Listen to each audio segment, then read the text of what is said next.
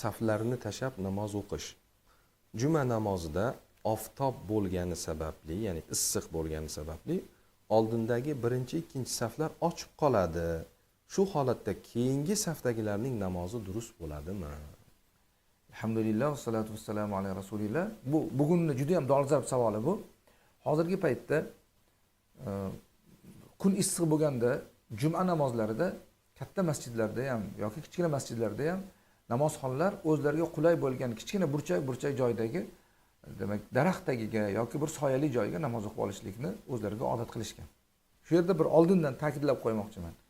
Masjiddagi asosiy qavmning safidan o'rtada bir arava o'tadigan, deylik, kengroq mashina o'tadigan darajadagi yo'l miqdorichalik joy qoldirib keyin u yoqda iqdo qilinsa, u keyingi iqdo qilganlarning Ibn Obidin rahmatullohi alayhining gaplariga ko'ra keyingi iqdo qiladiganlarning namozi durust bo'lmaydi.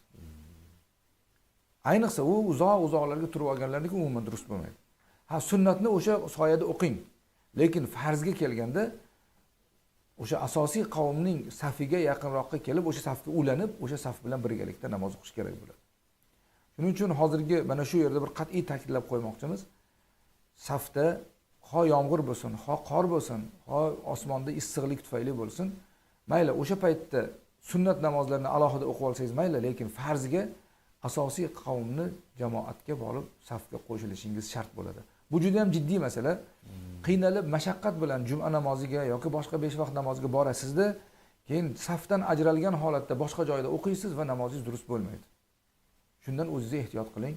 Allohu a'lam bis-savob. Demak, o'sha juda ham jazirama bo'lsa, sog'lig'i ko'tarmasa, sunnatni soyada o'qib, farzga iqtido qilib 2 rakat, keyin yana sunnatni soyada o'qib olsa, bu farzga ulanmasa bo'lmaydi. Azizlar, diqqat qilamiz. Juda ham ko'p ko'rilyapti bu holat. Namozimiz durust bo'lmay qolishi mumkin.